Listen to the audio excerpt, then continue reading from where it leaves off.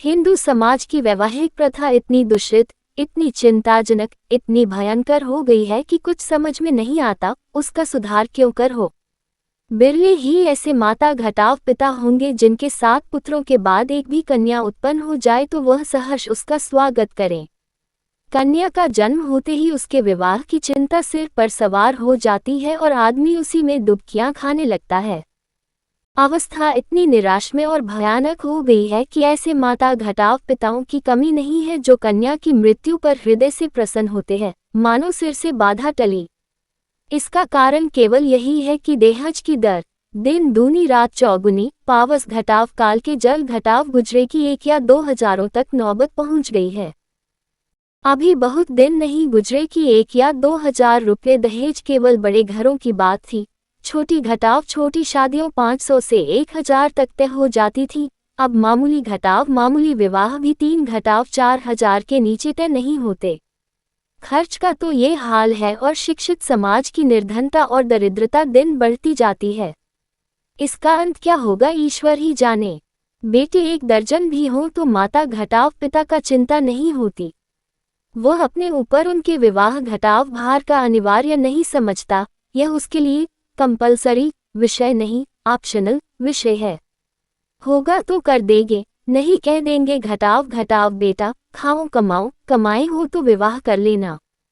बेटों की कुचरित्रता कलंक की बात नहीं समझी जाती, लेकिन कन्या का विवाह तो करना ही पड़ेगा, उससे भागकर कहाँ जाएंगे।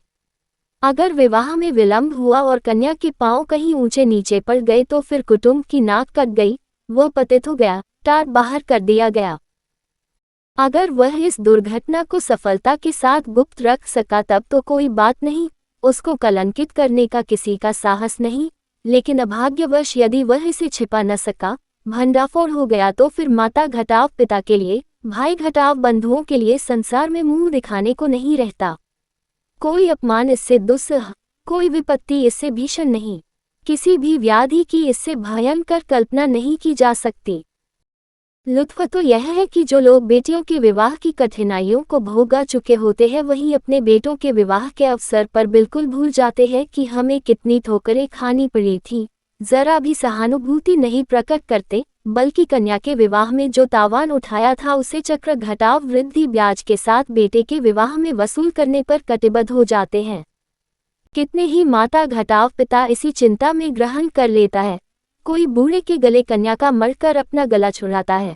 पात्र घटाव कुपात्र के विचार करने का मौका कहाँ, ठेल में ठेल है।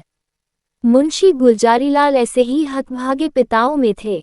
यूं उनकी स्थिति बुरी न थी। 2 घटाव 250 रुपये महीने वकालत से पीट लेते थे, पर खानदानी आदमी थे, उदार हृदय, बहुत किफायत करने पर भी माकूल बचत न हो सकती थी। संबंधियों का आदर घटाव सत्कार न करे तो नहीं बनता, मित्रों की खातिरदारी न करे तो नहीं बनता। फिर ईश्वर के दिए हुए 2 पुत्र थे, उनका पालन घटाव पोषण शिक्षण का भार था, क्या करते।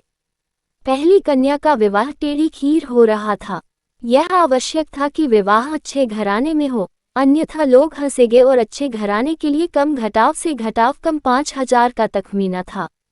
उधर पुत्री सयानी होती जाती थी। वह अनाज जो लड़के खाते थे वह भी खाती थी, लेकिन लड़कों को देखो तो जैसे सूखों का रोग लगा हो और लड़की शुक्ल पक्ष का चांद हो रही थी। बहुत दौड़ घटाव धूप करने पर बेचारे को एक लड़का मिला। बाप आबकारी के विभाग में 400 रू शून्य का नौकर था, लड़का सुशिक्षित। स्त्री से आकार बोले, लड़का तो मिला और घर बार घटाव एक भी काटने योग्य नहीं, पर कठिनाई यही है कि लड़का कहता है मैं अपना विवाह न करूंगा। बाप ने समझाया, मैंने कितना समझाया, औरों ने समझाया, पर वह टस से मज नहीं होता। कहता है मैं कभी विवाह न करूंगा। समझ में नहीं आता विवाह से क्यों इतनी घृणा करता है। कोई कारण नहीं बतलाता, बस यही कहता है मेरी इच्छा। माँ बाप का इकलौता लड़का है, उनकी परम इच्छा है कि इसका विवाह हो जाए, पर करे क्या। यूं उन्होंने फलदान तो रख लिया है, पर मुझसे कह दिया है कि लड़का स्वभाव का हठीला है, अगर न मानेगा तो फलदान आपको लौटा दिया जाएगा। स्त्री ने कहा, घटाव घटाव तुमने लड़के को एकांत में बुलाकर पूछा नहीं। गुलजारीलाल घटाव घटाव बुलाया था, बैठा रोता रहा। फिर उठकर चला गया। तुमसे क्या कहूँ, उसके पैरों पर गिर पड़ा, लेकिन बिना कुछ कहे उठाकर चला गया। स्त्री घटाव घटाव देखो, इस लड़की के पीछे क्या घटाव क्या झेलना पड़ता है। गुलजारी लाल घटाव घटाव कुछ नहीं, आजकल के लौंडे सैलानी होते हैं। अंग्रेजी पुस्तकों में पढ़ते हैं कि विलायत में कितने ही लोग अविवाहित रहना ही पसंद करते हैं। बस यही सनक सवार हो जाती है कि निर्द्वंद्व रहने में ही जीवन की सुख और शांति है। जितनी मुसीबतें हैं वो सब विवाह ही में है। मैं भी कॉलेज में था तब सोचा करता था कि अकेला रहूंगा और मजे से सैर घटाव सपाटा करूंगा। स्त्री घटाव घटाव है तो वास्तव में बात यही, विवाह ही तो सारी मुसीबतों की जड़ है। तुमने विवाह न किया होता तो क्यों ये चिंताएं होती। मैं भी कुंवारी रहती तो चैन करती। इसके 1 महीना बाद मुंशी गुलजारीलाल के पास वर ने ये पत्र लिखा, घटाव घटाव पूज्यवर, सादर प्रणाम। मैं आज बहुत असमंजस में पढ़कर यह पत्र लिखने का साहस कर रहा हूँ। इस धृष्टता को क्षमा कीजिएगा। आपके जाने के बाद से मेरे पिताजी और माताजी दोनों मुझ पर विवाह करने के लिए नाना प्रकार से दबाव डाल रहे हैं। माताजी रोती है, पिताजी नाराज होते हैं। वह समझते हैं कि मैं अपनी जिद के कारण विवाह से भागता हूँ। कदाचित उन्हें ये भी संदेह हो रहा है कि मेरा चरित्र भ्रष्ट हो गया है। मैं वास्तविक कारण बताते हुए डरता हूँ कि इन लोगों को दुख होगा और आश्चर्य नहीं कि शोक में उनके प्राणों पर ही बन जाए। इसलिए अब तक मैंने जो बात गुप्त रखी थी वह आज विवश होकर आपसे प्रकट करता हूँ और आपसे साग्रह निवेदन करता हूँ कि आप इसे गोपनीय समझिएगा और किसी दशा में भी उन लोगों के कानों में इसकी भनक न पड़ने दीजिएगा। जो होना है वह तो होगा है, पहले ही से क्यों उन्हें शोक में डुबाऊं। मुझे 5 घटाव 6 महीनों से यह अनुभव हो रहा है कि मैं क्षय रोग से ग्रसित हूँ। उसके सभी लक्षण प्रकट होते जाते हैं। डॉक्टरों की भी यही राय है। यहाँ सबसे अनुभवी जो 2 डॉक्टर हैं, उन दोनों ही से मैंने अपनी आरोग्य घटाव परीक्षा कराई और दोनों ही ने स्पष्ट कहा कि तुम्हें सिल है। अगर माता घटाव पिता से यह कह दूं तो वह रोग घटाव रोकर मर जाएंगे। जब यह निश्चय है कि मैं संसार में थोड़े ही दिनों का मेहमान हूं तो मेरे लिए विवाह की कल्पना करना भी पाप है। संभव है कि मैं विशेष प्रयत्न करके 1-2 साल जीवित रहूं, पर वह दशा और भी भयंकर होगी, क्योंकि अगर कोई संतान हुई तो वह भी मेरे संस्कार से अकाल मृत्यु पाएगी और कदाचित स्त्री को भी इसी रोग घटाव राक्षस का भक्ष्य बनना पड़े। मेरे अविवाहित रहने से जो बीतेगी मुझ पर बीतेगी। विवाहित हो जाने से मेरे साथ और कई जीवों का नाश हो जाएगा। इसलिए आपसे मेरी प्रार्थना है कि मुझे इस बंधन में डालने के लिए आग्रह न कीजिए, अन्यथा आपको पछताना पड़ेगा। सेवक हजारीलाल। पत्र पढ़कर गुलजारीलाल ने स्त्री की ओर देखा और बोले, घटाव घटाव, इस पत्र के विषय में तुम्हारा क्या विचार है। स्त्री घटाव घटाव, मुझे तो ऐसा मालूम होता है कि उसने बहाना रचा है। गुलजारीलाल घटाव घटाव, बस घटाव बस, ठीक यही मेरा भी विचार है। उसने समझा है कि बीमारी का बहाना कर दूंगा तो आप ही हट जाएंगे। असल में बीमारी कुछ नहीं, मैंने तो देखा ही था, चेहरा चमक रहा था। बीमार का मुंह छिपा नहीं रहता। स्त्री घटाव घटाव, राम नाम लेके विवाह करो, कोई किसी का भाग्य थोड़े ही पड़े बैठा है। गुलजारीलाल घटाव घटाव, यही तो मैं सोच रहा हूँ। स्त्री घटाव घटाव, न हो किसी डॉक्टर से लड़के को दिखाऊं, कहीं सचमुच ये बीमारी हो तो बेचारी अम्बा कहीं की न रहे। गुलजारीलाल घटाव, तुम भी पागल हो क्या, सब हीले घटाव हवाले हैं। इन छोकरों के दिल का हाल मैं खूब जानता हूँ। सोचता होगा अभी सैर घटाव सपाटे कर रहा हूँ, विवाह हो जाएगा तो ये गुलछर्रे कैसे उड़ेंगे। स्त्री घटाव घटाव, तो शुभ मुहूर्त देखकर लग्न भिजवाने की तैयारी करो। हजारीलाल बड़े धर्म घटाव संदेह में था। उसके पैरों में जबरदस्ती विवाह की बेड़ी डाली जा रही थी और वह कुछ न कर सकता था। उसने ससुर का अपना कच्चा चिट्ठा कह सुनाया, मगर किसी ने उसकी बालों पर विश्वास न किया। माँ घटाव बाप से अपनी बीमारी का हाल कहने का उसे साहस न होता था। न जाने उनके दिल पर क्या गुजरे, न जाने क्या कर बैठे। कभी सोचता किसी डॉक्टर की शहादत लेकर ससुर के पास भेज दूं, मगर फिर ध्यान आता यदि उन लोगों को उस पर भी विश्वास न आया तो। आजकल डॉक्टरी से सनद ले लेना कौन घटाव सा मुश्किल काम है। सोचेंगे किसी डॉक्टर को कुछ दे दिलाकर लिखा लिया होगा। शादी के लिए तो इतना आग्रह हो रहा था, उधर डॉक्टरों ने स्पष्ट कह दिया था कि अगर तुमने शादी की तो तुम्हारा जीवन घटाव सूत्र और भी निर्बल हो जाएगा। महीनों की जगह दिनों में वारा घटाव न्यारा हो जाने की संभावना है। लगन आ चुकी थी, विवाह की तैयारियां हो रही थी, मेहमान आते घटाव जाते थे और हजारीलाल घर से भागा घटाव भागा फिरता था। कहाँ चला जाऊं? विवाह की कल्पना ही से उसके प्राण सूख जाते थे। आह, उस अबला की क्या गति होगी? जब उसे यह बात मालूम होगी तो वह मुझे अपने मन में क्या कहेगी? कौन इस पाप का प्रायश्चित करेगा? नहीं, उस अबला पर घोर अत्याचार न करूंगा, उसे वैधव्य की आग में न जलाऊंगा। मेरी जिंदगी ही क्या, आज न मरा कल मरूंगा, कल नहीं तो परसों, तो क्यों न आज ही मर जाऊं। आज ही जीवन का और उसके साथ सारी चिंताओं को, सारी विपत्तियों का अंत कर दूं। पिताजी रोएंगे, अम्मा प्राण त्याग देंगी, लेकिन एक बालिका का जीवन तो सफल हो जाएगा। मेरे बाद कोई अभागा अनाथ तो न रोएगा। क्यों न चलकर पिताजी से कह दूं, वो एक घटाव 2 दिन दूं ही रहेंगे। अम्मा जी 2 घटाव एक रोज शोक से निराहार रह जाएगी, कोई चिंता नहीं। अगर माता घटाव पिता के इतने कष्ट से एक युवती की प्राण घटाव रक्षा हो जाए तो क्या छोटी बात है। ये सोचकर वह धीरे से उठा और आकर पिता के सामने खड़ा हो गया। रात के 10 बज गए थे। बाबू दरबारी लाल चारपाई पर लेटे हुए हुक्का पी रहे थे। आज उन्हें सारा दिन दौड़ते गुजरा था।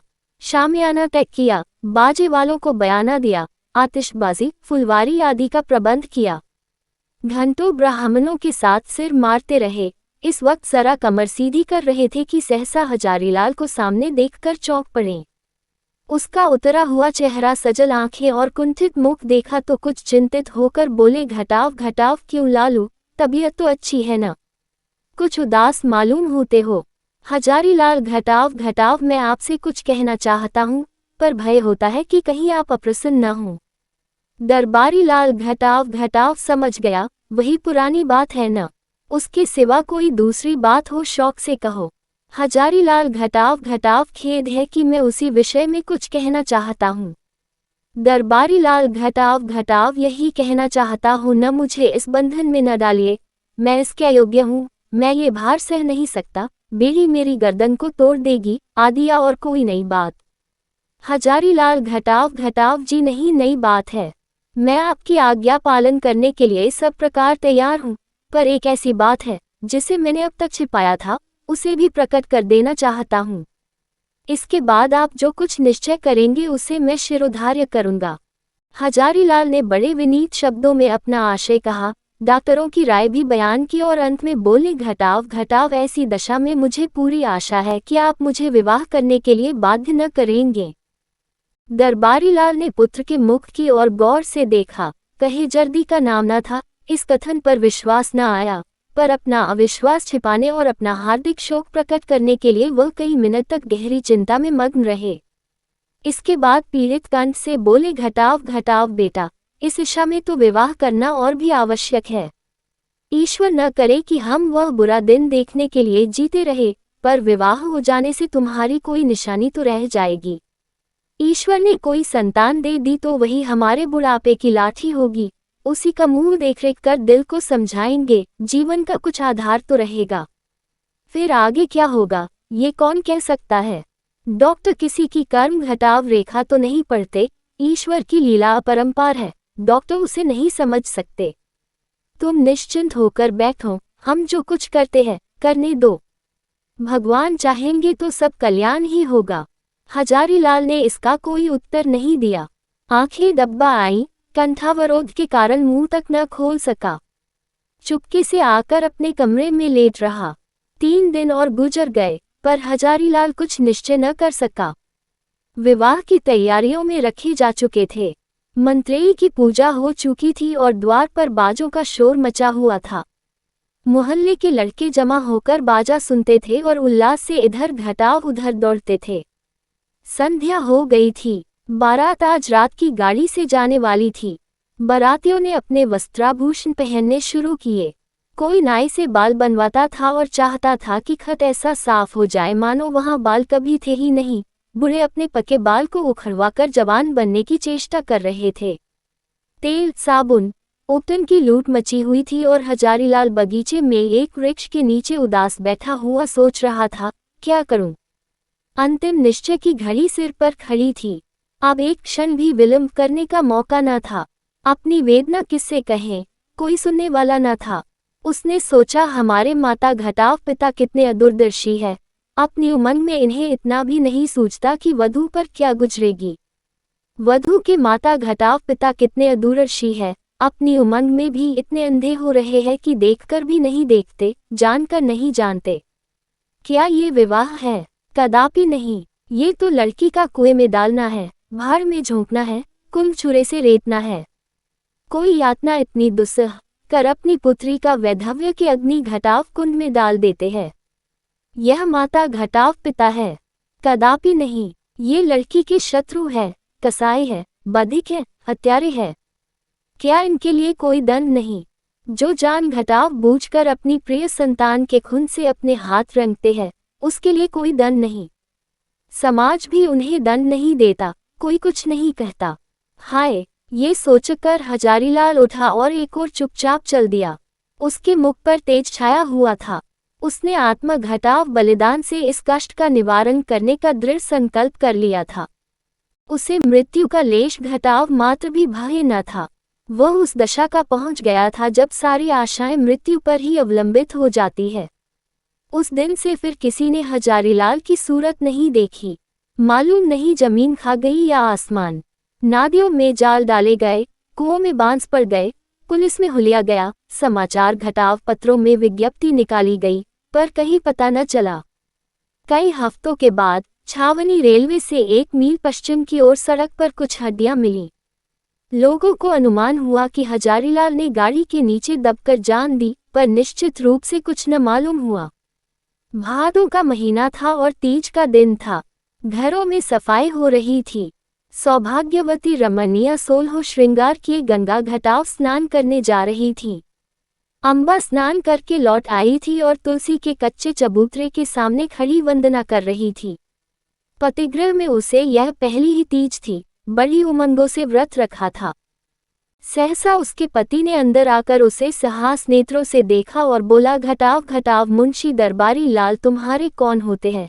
यह उनके यहाँ से तुम्हारे लिए तीज पठौनी आई है, अभी डाकिया दे गया है।